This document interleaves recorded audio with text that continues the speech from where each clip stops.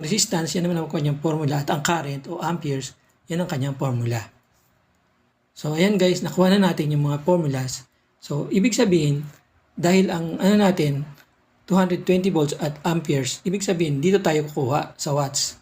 So ang formula ay power or watts is equal to voltage times amperes.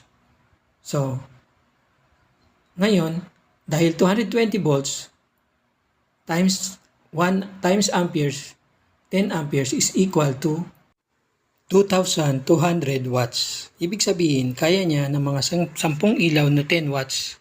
So ngayon, dahil wala naman tayong 10 ilaw, itest lang natin sa dalawa. So ngayon, itetest lang natin sa dalawa munang ilaw.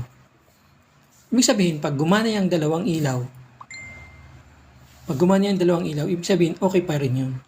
So ayan guys, ang ganyang pag-connection. Ilalagay mo lang siya sa